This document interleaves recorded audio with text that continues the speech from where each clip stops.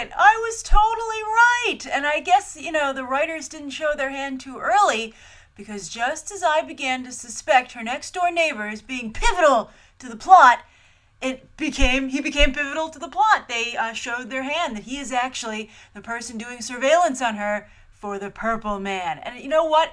There was, sure enough, as I had predicted, an extra layer of sadness to it, because clearly he hasn't been high this whole time. That's just a racist assumption they've made, when in fact he's been in a haze of the influence of the Purple Man. Because you saw that photo of him in his apartment with his mother or his grandmother, and he's an upstanding citizen whose life has been ruined by the Purple Man. And I think obviously Jessica feels that she is responsible yet again for someone being hurt by their proximity to her. Although who knows if maybe like the Purple Man told him to move in, we don't know when he moved into that apartment, although more likely than not, he found out that guy lived near her and took him over. So tragic and awesome at the same time. Tragic within the actual story, but awesome from a structural point of view. So yes, we're talking episode 4 of Jessica Jones, where the plot thickens.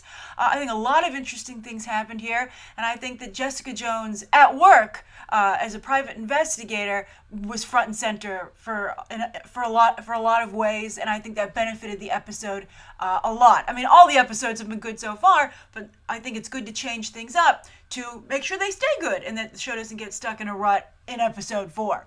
So as I've been doing with all the episodes, I give my list of the top 5 things I liked in the episode that I thought were the best things, and then I give my list of the 5 worst things that I felt were in the episode. So we've already started the top 5 list, the best things, with the neighbor as number 1.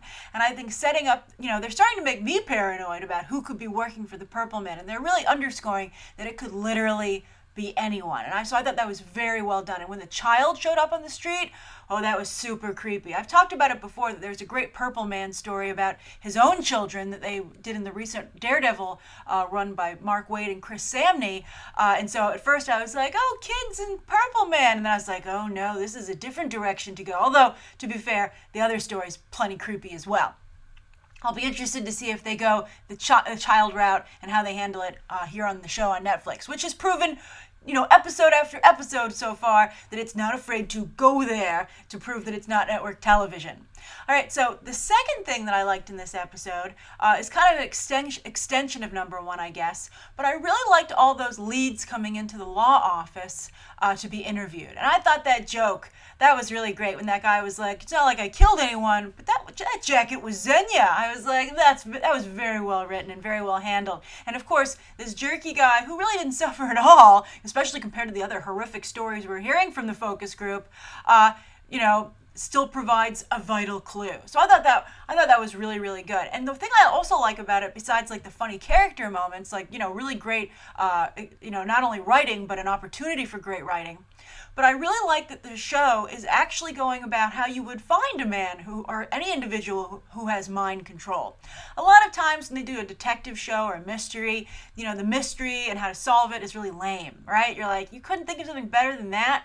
But here, I feel like the writer's room actually sat down and did the work. And of course, this is spearheaded by Melissa Rosenberg, the creator of the show and, head writer.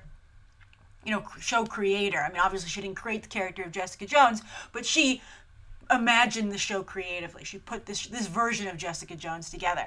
And so the fact that they're actually doing the detective work, I think really does the show and the character of Jessica Jones tremendous justice. So I'm getting a big kick out of that as well. And now the third thing, speaking of working on a case, sometimes what you think is a lead goes south or, takes a sharp left turn. And that's something that happens all the time in detective stories. So I love that it happened here with this society woman. And that actress did such a great job. And the costume design for her and the way they filmed her, everything was just perfect. I mean, if you've ever been in a big city and you've interacted with that type of individual, I mean, they got it just perfect in terms of the tone and the visuals. I thought it was great. And the twist that she was not being made to do horrible things by Kilgrave, but was just a sick, twisted individual of her own right, was pretty great. And I liked, also it was an excuse for a little bit of backstory on Jessica Jones, saying, my parents were killed in a car accident. But, you wonder, was that the accident that created you? Because she told Luke Cage that she was created by an accident. Kind of like, I like that quick thing, I didn't mention that, where it's like, how did you get your powers? Oh, accident. How about you? Oh, experiment. There are only a couple categories to go with. But I thought that was good.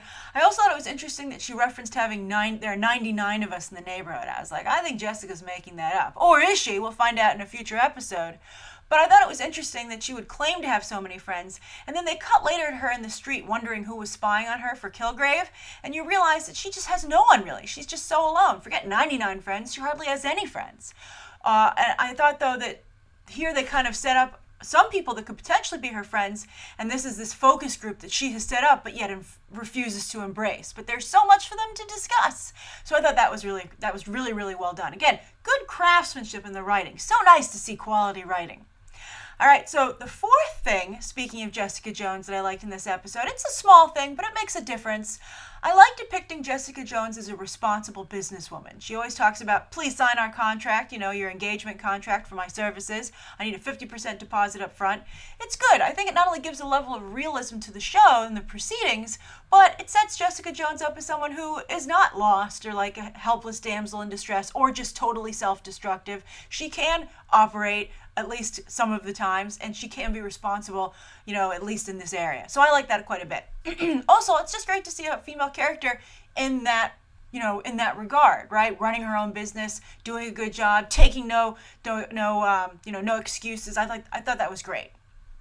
Then, the fifth thing that I liked is this introduction of this policeman individual. Who would have guessed he would become a big part of the show? I certainly never saw it coming, yet now it seems so organic in this episode. Also, how cool does he look outside of his uniform? I was like, that uniform's not doing you any favors, buddy. You should stop wearing it. And he's like, I am stopping wearing it. I'm going to wear this cool civilian outfit instead.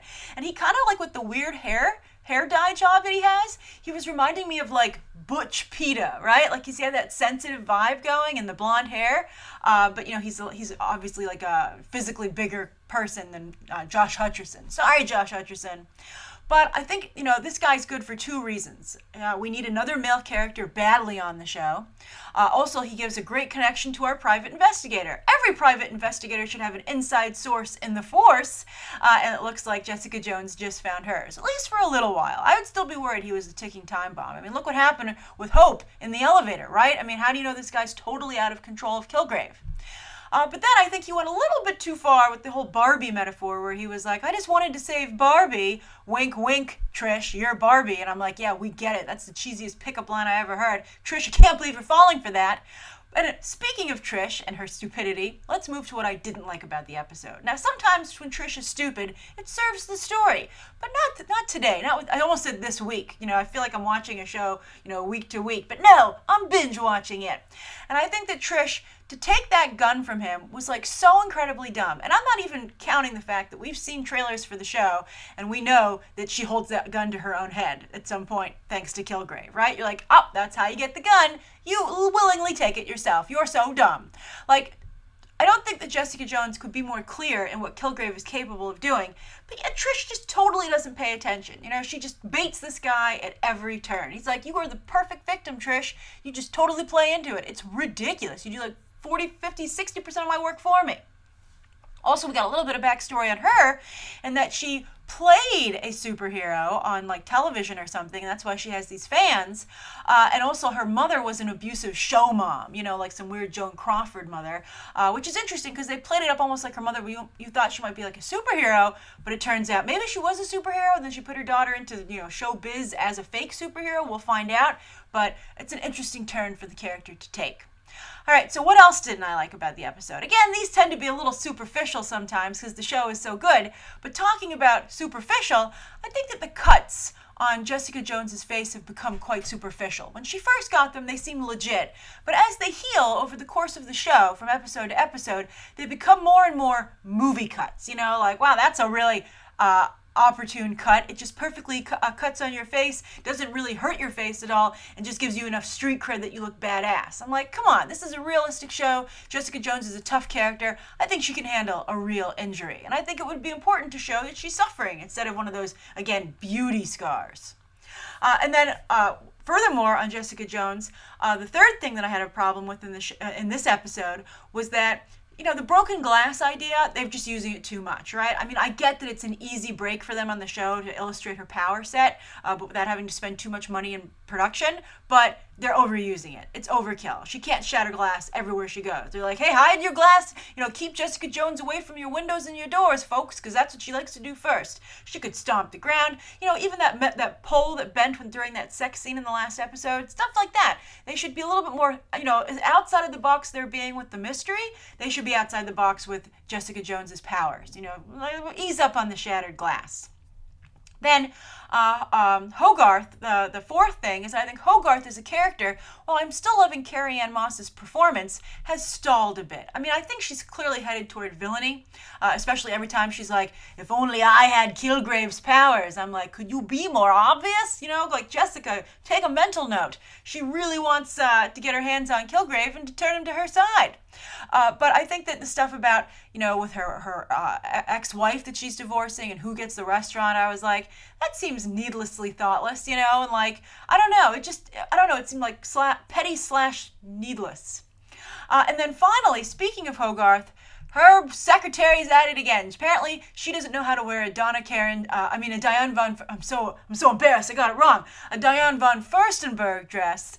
But maybe she does know how to wear a Diane von Furstenberg dress because she lured Hogarth away from her wife. But anyway, she keeps rocking this ridiculous cleavage at the office, and I guess because, again, Hogarth is the boss, no one says anything, but I just think it's really ridiculous. Also, though, Jessica blinked. I was so disappointed in Jessica for a moment. She called that secretary out, our assistant, I guess is the appropriate thing to say, but she called her out on the print of the dress, and I was like, ooh, you blinked on the burn, Jessica. You blinked on the burn. But overall, fantastic show. Really loved it. Proud of myself for calling the neighbor, and I'm very excited to see how it develops further. Not just as a show, but now as a mystery and as characters. It's great. The show is so good. I hope you'll leave your thoughts on it down below. I'm having a lot of fun watching it with you, and be sure to come back when we both have watched episode 5. All right, thanks for watching. Bye.